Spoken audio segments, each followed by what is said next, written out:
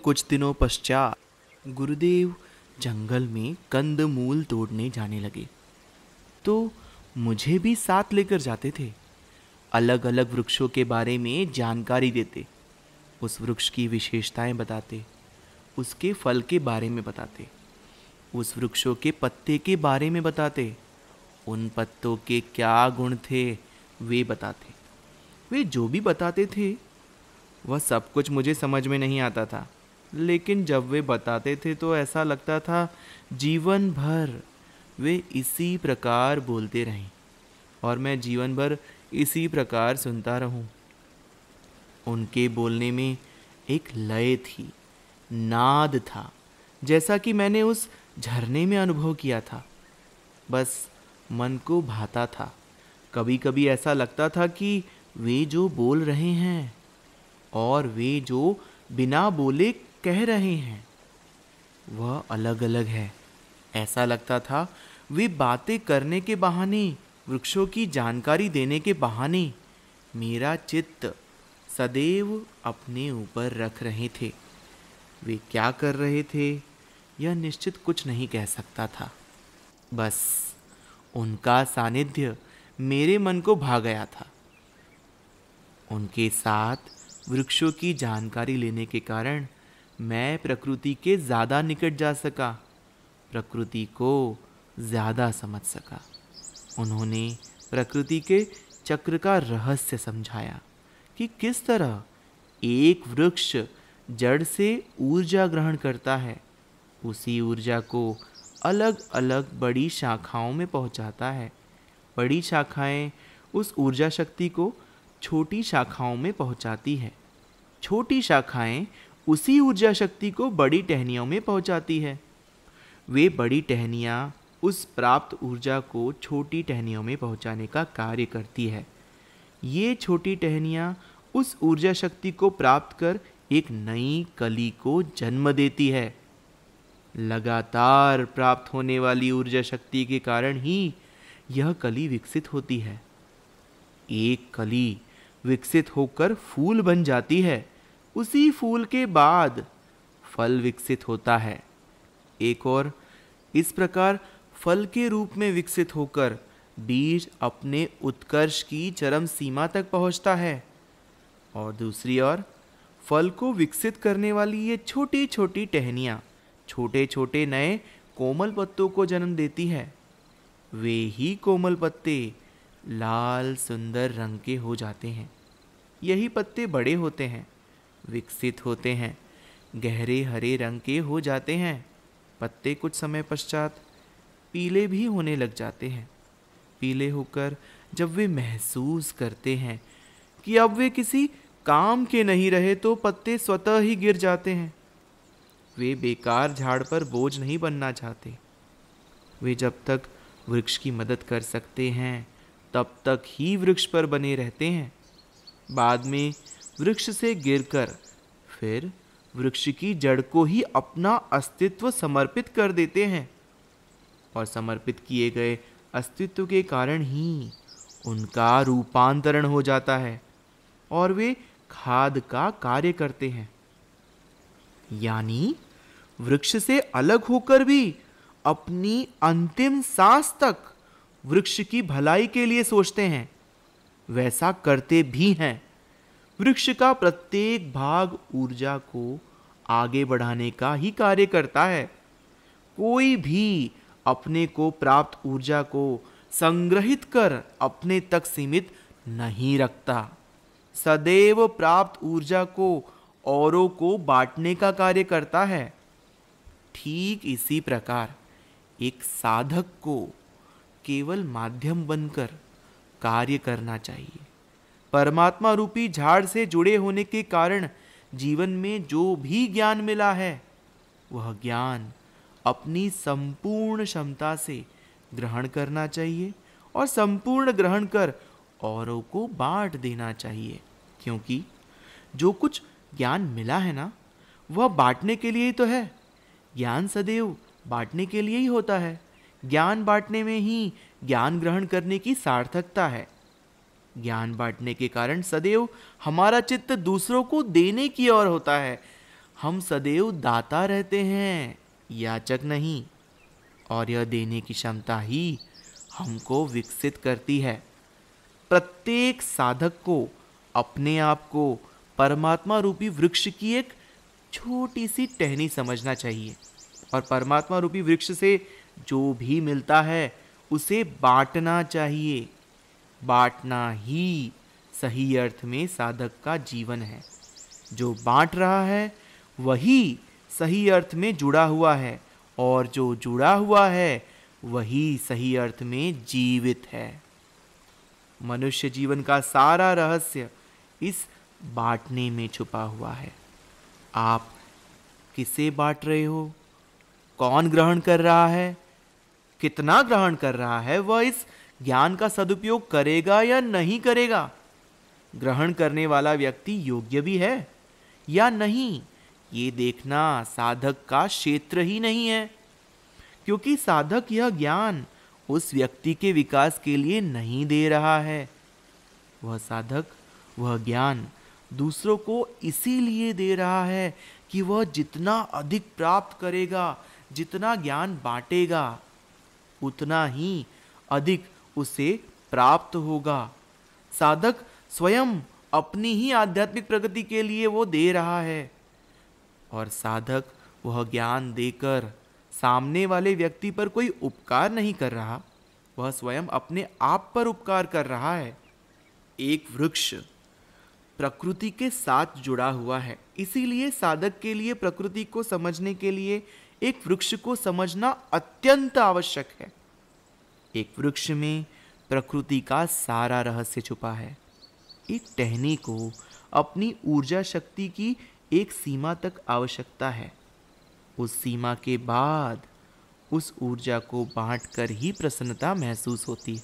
और छोटी छोटी टहनियाँ पत्तों में ऊर्जा बांटकर वह अपने निजी संबंध को विस्तृत कर लेती है। उसके साथ इतने ग्रहण करने वाले आते होंगे, यानी इतने ग्रहण करने वाले उसे माध्यम के रूप में लेते हैं, और सैकड़ों छोटी छोटी टहनियाँ और हजारों पत्ते जिस टहनी को माध्यम बनाकर उससे जीवंत शक्ति ग्रहण करते हों, तो वृक्ष का कर्तव्य हो जाता है कि उस टहनी तक जीवंत ऊर्जा पहुंचाए, क्योंकि उस टहनी पर सैकड़ों टहनियों का, हजारों पत्तों का जीवन निर्भर करता है। सदैव साधक को भी परमात्मा रूपी वृक्ष की एक टहनी बनना चाहिए, जिस टहनी पर सैकड़ों छोटी छोटी टहनियाँ और हजारों पत्ते निर्भर होते हैं। परमात्मा से प्राप्त ज्ञान को आपके माध्यम से हजारों लोगों तक पहुंचना चाहिए, और यही सही भी है, ऐसा मुझे भी लगा। एक मनुष्य की आवश्यकता सीमित है, अधिक से उसे प्रसन्नता और खुशी नहीं मिल सकती। फिर अगर वह अधिक खुशी पाना चाहता है तो उसे जो मिला वह बांटने में ही आनंद है।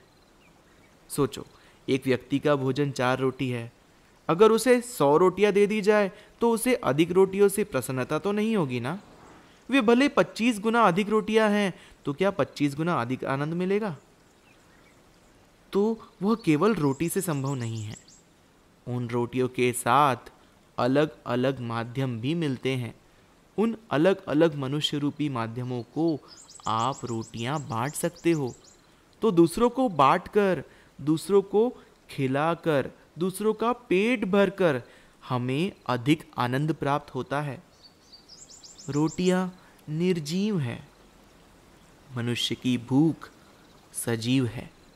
जब तक भूखे व्यक्ति आपको नहीं मिलेंगे, तब तक वे निर्जीव रोटियां आपको आनंद नहीं दे सकती, क्योंकि केवल किसी व्यक्ति का मिलना ही काफी नहीं है, भूखे व्यक्ति मिलना आवश्यक है। तभी वे व्यक्ति उस भूख के कारण आपकी दी हुई रोटियां ग्रहण करेंगे और आपको प्रसन्नता होगी।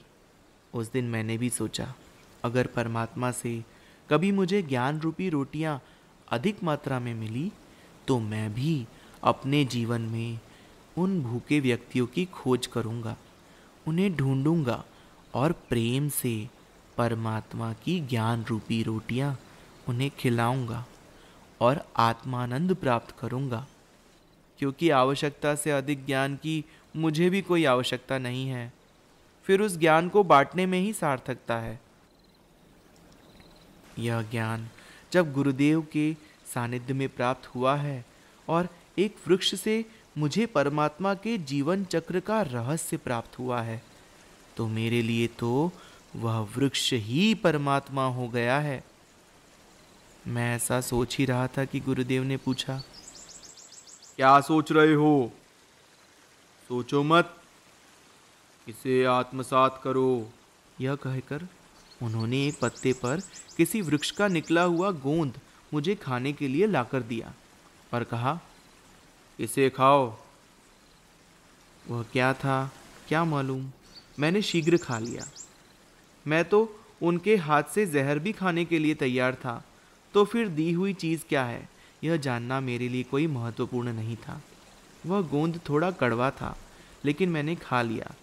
यह देखकर गुरुदेव के चेहरे पर जो समाधान देखा, वह देखकर वह कड़वा गोंद भी मुझे मीठा प्रतीत हुआ। शाम होने ही वाली थी। हम दोनों वापस धीरे धीरे अपनी गुफा की ओर चल दिए और वहाँ पर पहुँचने तक मैं पूर्णतः थक चुका था। उस गोंद को खाने के कारण मेरी भूख समाप्त तो हो गई थी, तो मैं सीधे जाकर सो गया। अगले 4 दिनों तक मुझे भूख ही नहीं लगी। उस गोंद को खाने के बाद भूख तो जैसे समाप्त ही हो गई थी। वे 4 दिन कैसे बीते कुछ याद ही नहीं। ऐसा लगा मानो एक पल ही बीता हो। प्रतिदिन की दिनचर्या होती थी। सुबह उठकर जंगलों में जाते थे, दिन भर जंगलों में घूमते थे और शाम के समय वापस आ जाते थे। आसाम में इस प्रकार के कई घने जंगल हैं। दिन भर धूप में घूमने पर भी धूप नहीं लगती थी, क्योंकि जंगल बड़े और घने जो थे। एक दिन वृक्ष के पास बैठकर गुरुदेव जंगल और वन का अंतर समझा रहे थे। उनका कहना था, जंगल प्रकृति प्रदत्त होते हैं, वह प्रकृति की स्वयं की रचना होती है। इसीलिए प्रकृति अच्छे रसदार फल देने वाले वृक्ष का भी निर्माण करती है और उसी वृक्ष के पास एक कांटे वाले वृक्ष का भी निर्माण करती है। वह भेदभाव नहीं करती, दोनों प्रकार के वृक्षों को विकसित करती है। प्रकृति में समानता है, वह सबसे एक जैसा व्यवहार करती है। इसीलिए जंगल में अच्छे वृक्ष भी होते हैं, खराब वृक्ष भी होते हैं। प्रकृति सबको बढ़ने का समान अवसर देती है। कौन किस दिशा में बढ़ रहा है वह उस वृक्ष के ऊपर निर्भर होता है। इसीलिए परमात्मा जब कृपा करता है ना, तो वह सब पर समान कृपा करता है। उस परमात्मा की कृपा का कौन कैसा उपयोग करता है यह उस पर निर्भर होता है।